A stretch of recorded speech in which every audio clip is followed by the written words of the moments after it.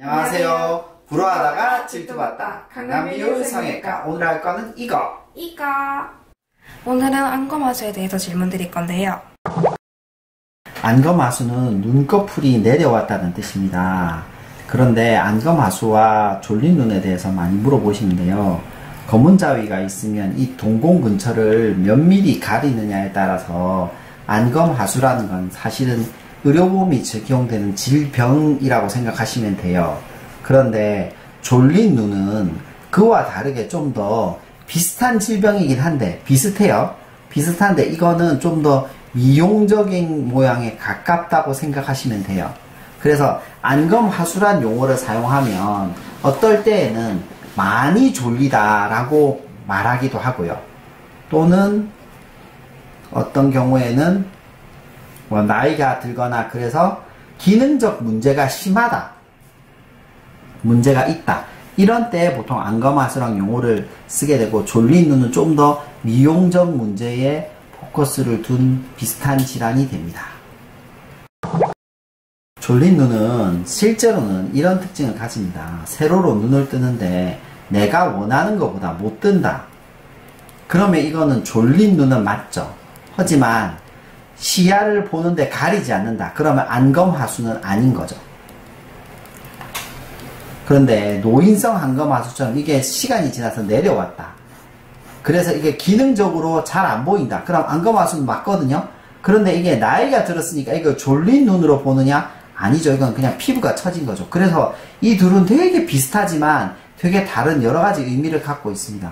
그래서 안검하수의 특징이라고 한다면 안검하수, 졸린 눈을 얘기한다는 건 사실은 환자분이 일상생활에는 그렇게 큰 문제가 없는데 쌍꺼풀 수술을 하러 왔을 때에는 안검하수라고 얘기하면 좀 더 심한 것이고, 졸린 눈이라고 얘기하면 좀 더 덜 심한 것이 되고요.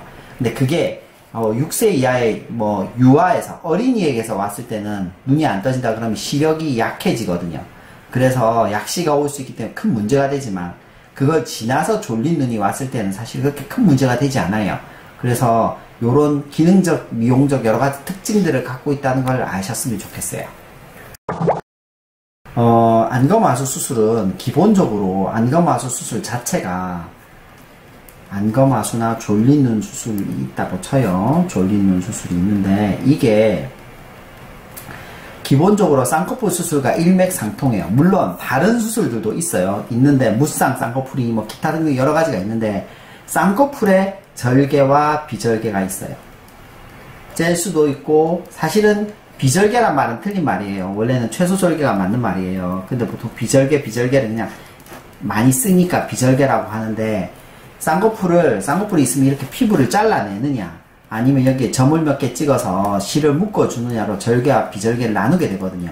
그 방법이 주로 들어가고, 그 다음에 안검하수가 여기에 덧붙여지는 정도에 따라서 몇 퍼센트 들어가느냐에 따라서 안검하수가 얼마나 들어갔냐를 나누게 돼요. 결국에는 안검하수에 절개와 비절개가 있는 게 아니고 쌍꺼풀 수술에 절개와 비절개가 있는 게 원래는 맞는 거죠.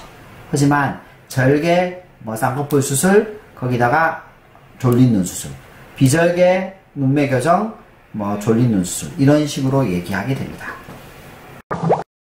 안검하수가 심하게 오게 되면, 하수 수술을 하게 되면